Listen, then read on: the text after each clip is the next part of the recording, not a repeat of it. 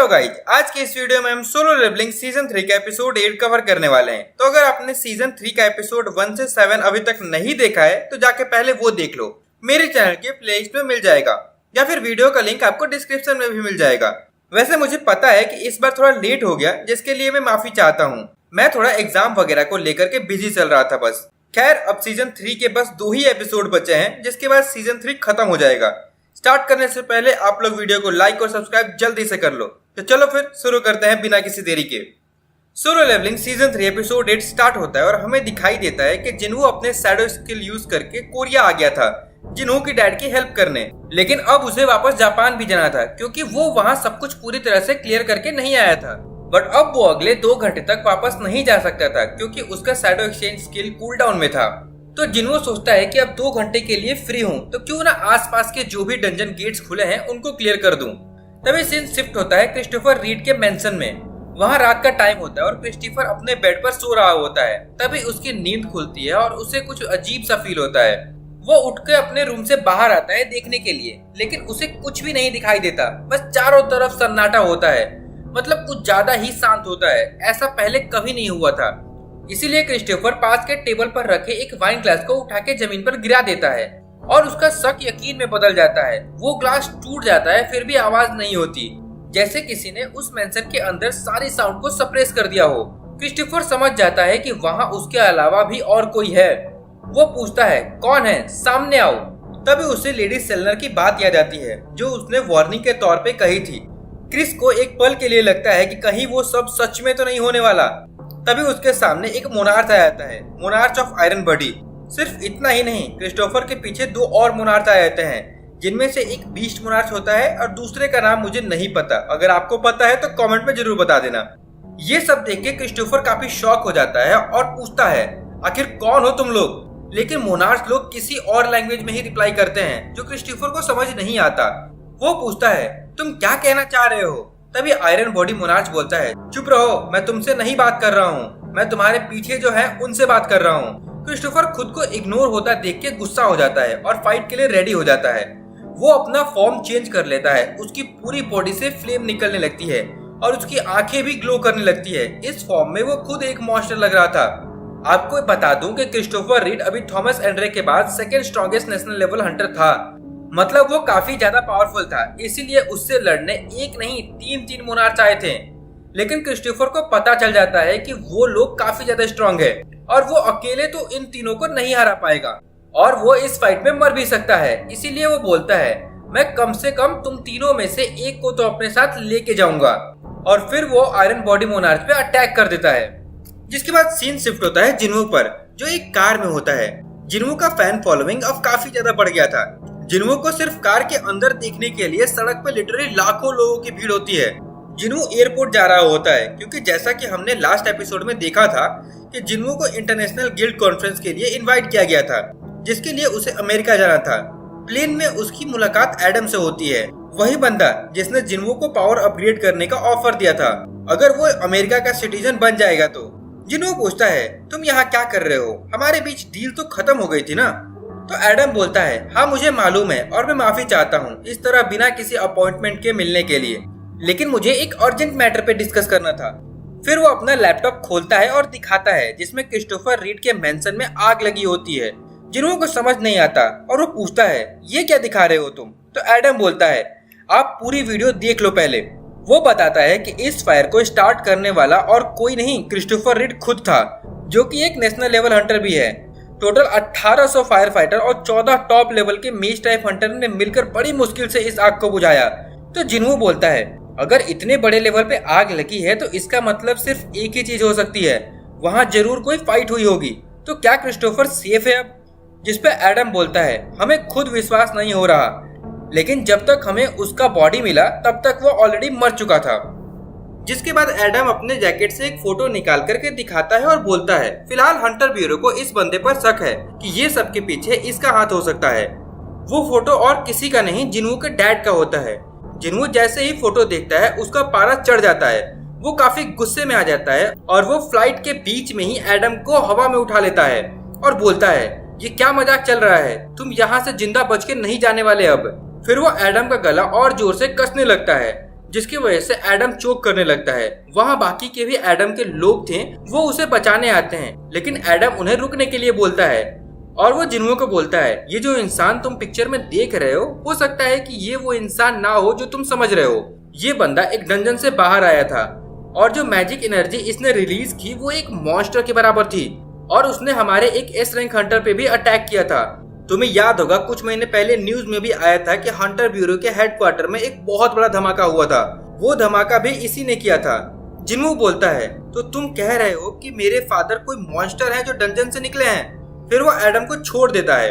Adam फिर बोलता है, उसने हमारे एस रैंक हंटर को बुरी तरीके से घायल कर दिया और तब से फरार है। हंटर ब्यूरो ने बहुत ढूंढा लेकिन कोई ट्रेस नहीं मिला। जिन्हो बोलता है, तो तुमने मुझे ये फोटो क्यों दिखाई? जिसपे एडम बोलता है, इस साल के इंटरनेशनल गिल्ड कॉन्फ्रेंस में से पूरे वर्ल्ड से स्ट्रॉन्गेस्ट हंटर्स और गिल्ड्स आने वाले हैं और वहाँ अमेरिका हंटर ब्यूरो सबके सामने इस इंसान के खिलाफ रेड नोटिस जारी करने वाला है।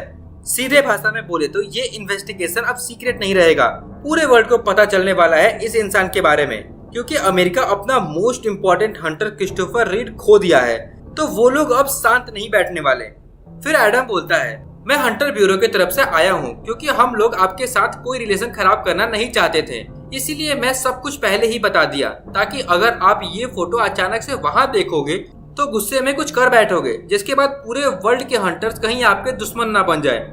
इधर जिन्हो काफी शॉक हो जाता है ये सब सुनने के बाद। इसके बाद हमें कोरिया का एक सीन दिखाया जाता है जहाँ जिनचुल चेयरमैन को बता रहा होता है कि चाइना के एक हंटर ने जिन्हो के सारे रेड रिपोर्ट भेजने के रिक्वेस्ट किया है। चेयरमैन शॉक हो जाता है, अचानक से चाइना वालों को जिन्हो में क्या इंटरेस्ट आ गया, जिसपे जिनचुल बोलता है, ये रिक्वेस्ट चाइना के 7 स्टार हंटर से आई है। एक्चुअली चाइना में ए, बी या एस रैंक हंटर नहीं होते, वहाँ 1 स्टार से लेके 5 स्टार तक हंटर होते हैं, जिनमें 5 स्टार हंटर सबसे स्ट्रॉन्गेस्ट होता है, मतलब एस रैंक हंटर के बराबर। लेकिन चाइना में सिर्फ एक ही बंदा था जिसे 7 स्टार दिया गया था, क्योंकि वो नेशनल लेवल हंटर था। उसका नाम लुई जिगेन होता है। जो एक जाइंट मॉन्स्टर समुद्र से चाइना चला गया था, उसे लुई नहीं हराया था, इसीलिए वो जिन्हो में इंटरेस्ट ले रहा था। लेकिन चेयरमैन फिर भी मना कर देता है और बोलता है, फिलहाल के लिए सिर्फ बेसिक डिटेल्स भेज दो, ज्यादा नहीं। इसके बाद सीन शिफ्ट होता है अमेरिका में, जहां थॉमस एंड्रे अपने ऑफिस में होता है और उसकी मैनेजर बता रही होती है कि हंटर जिन्हो कल सुबह तक अमेरिका आ जाएंगे। तभी वहां गेट से डोंगसू आता है और बोलता है, क्या आपने मुझे बुलाया था सर? थॉमस बोलता है, बिल्कुल सही टाइम पे आए हो, मुझे तुमसे कुछ बात करनी थी, इसीलिए मैं टाइम वेस्ट नहीं करूंगा, डायरेक्ट पॉइंट पे आता हूँ। हंटर जिन्हो को तुम कुछ भी नहीं करोगे। मुझे पता है कि तुम्हारे भाई के साथ जो भी हुआ उसके लिए तुम्हें हंटर जिन्हो पे शक होगा और तुम जानना चाहते हो कि उस दिन आखिर क्या हुआ था, लेकिन तुम्हें हंटर जिन्हो से मिलने की परमिशन नहीं है। जिसपे डोंगसू अंदर ही अंदर गुस्से में आ जाता है और बोलता है, बट सर। इतना बोलते ही थॉमस एंड्रे गुस्सा हो जाता है और बोलता है, मैंने तुम्हें बोलने की परमिशन नहीं दी अभी। जिसके बाद तो डोंगसू की और ज्यादा फट जाती है। फिर थॉमस बोलता है, मैंने तुम्हारे लिए गिल्ड कॉन्फ्रेंस से दूर एक विला बुक कर दिया है, जब तक जिन्हो अमेरिका में है तुम वहीं ही रहोगे, जिन्हो के आसपास भी नहीं दिखने चाहिए। फिर थॉमस बोलता है, अब तुम जा सकते हो यहाँ से, लेकिन हमें दिखाई देता है कि डोंगसू अंदर ही अंदर काफी गुस्से में होता है। उसके जाने के बाद थॉमस की मैनेजर पूछती है, आपको क्या लगता है वो आपकी बात मान लेगा? जिसपे थॉमस बोलता है, नहीं, बिल्कुल नहीं, वो इतनी आसानी से पीछा छोड़ने वाला नहीं है जिन्हो का, इसीलिए मैं चाहता हूँ कि तुम उसके चारों तरफ एक स्ट्रिक्ट सर्विलेंस टीम लगा दो और कुछ भी गड़बड़ हो तो मुझे तुरंत इन्फॉर्म करना। ऐसे भी उसका गुस्सा रहना ज्यादा सही है मरने से तो। इधर नेक्स्ट डे जिन्हो फाइनली यूएसए आ चुका था। उसके साथ जिन्हो और जिनचुल भी आए होते हैं। अमेरिका में उसके बहुत सारे फैंस होते हैं। मीडिया वाले चारों तरफ से जिन्हो को घेर लेते हैं। जिन्हो जिनचुल से पूछता है, आखिर तुम यहाँ क्या करने आए हो? जिसपे जिनचुल सैड होके बोलता है, मैं जिन्हो का बॉडीगार्ड हूँ। ये सुन के जिन्हो हंसने लगता है और टांग खींचने लगता है, क्या कहा तुमने, किसका बॉडीगार्ड? तभी वहाँ कुछ लोग आ जाते हैं उन्हें पिक करने के लिए। उनके साथ एडम भी होता है। जिन्हो और जिनचुल दूसरी कार में भेज दिए जाते हैं और जिन्हो को एडम अपने साथ ले जाता है, ये बोलकर कि उसे कुछ काम है जिन्हो से। इधर एडम का प्लान होता है कि वो कामिस का रूइन स्टोन जिन्हो को ऑफर करेगा और बदले में उसे अमेरिका का सिटीजन बनने के लिए बोलेगा, जैसा कि इन लोगों ने पहले से प्लान किया था। अगर आप लोगों को याद हो तो बता दूं कि कामिस एक एस रैंक गेट का बॉस मॉन्स्टर था जो बहुत साल पहले अमेरिका में खुला था।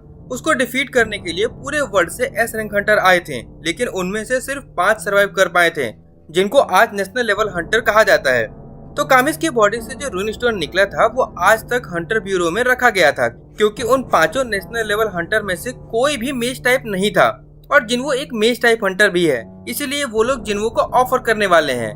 एडम रून स्टोन वगैरह का फोटो दिखा रहा होता है, तभी जिन्वो की नजर कामिस की बॉडी पे पड़ती है जो अब स्केलेटन बन चुका होता है। वो पूछता है, क्या तुम लोग अभी भी कामिस की बॉडी को स्टोर करके रखे हो? एडम बोलता है, हाँ। जिन्वो तुरंत बोलता है, ये कहाँ पे है, पहले मुझे वहीं ले चलो। एडम कंफ्यूज हो जाता है और बोलता है, मुझे इसकी परमिशन नहीं दी गई है, मुझे अपने सीनियर से पूछना होगा पहले। जिन्वो बोलता है, ठीक है, फिर मैं भी साथ चलूंगा, तुम परमिशन ले लेना, मैं वेट करूंगा। अब ये लोग हंटर ब्यूरो के ऑफिस में आ जाते हैं। वहाँ एडम अपने सीनियर माइकल के पास जाता है और उसे सब कुछ बताता है। माइकल भी कंफ्यूज हो जाता है, आखिर जिन्वो को कामिस के बॉडी क्यों देखना है। वो एडम से पूछता है, तुमने उसे रून स्टोन के बारे में तो बताया था ना? एडम बोलता है, हाँ, मैंने वही पहले बताया, पर हंटर जिन्वो का सबसे ज्यादा इंटरेस्ट कामिस की बॉडी देखने में था।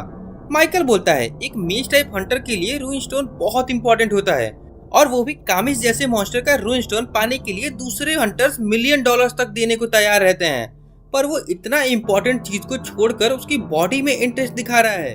इसका मतलब एक ही चीज हो सकती है, वो कामिस को अपने समन में ऐड करना चाहता है। ये सुन के सबके होश उड़ जाते हैं। कामिस एक काफी स्ट्रॉन्ग ड्रैगन हुआ करता था, इतना पावरफुल समन हम उससे नहीं दे सकते, वो और ज्यादा स्ट्रॉन्ग बन जाएगा। लेकिन एडम बोलता है, सर, अगर हम जिन्वो का रिक्वेस्ट अभी रिजेक्ट करते हैं तो हमारे रिलेशन खराब हो जाएगा, फ्यूचर में हमें और दिक्कत हो सकती है। जिसके बाद माइकल डिसाइड करता है, ठीक है, वो उसे देखने देगा, पर वो भी जिन्वो के साथ जाएगा, क्योंकि वो उसकी पावर अपनी आंखों से देखना चाहता था। फिर माइकल और एडम मिलकर जिन्वो को कामिस के पास ले जाने लगते हैं। जैसे ही वो लोग गेट खोलते हैं, जिन्वो देखता है कि जो उसने फोटो में देखा था वो सच था। कामिस की बॉडी सच में काफी बड़ा होता है। माइकल कामिस के बारे में डिटेल देना शुरू करता है, लेकिन जिन्वो उन सबको पीछे हटने बोलता है। वो लोग तुरंत पीछे हट जाते हैं। जिन्वो फिर अपना हाथ आगे करता है और कहता है, अराइज, पर पहली बार एक्सट्रैक्शन फेल हो जाता है।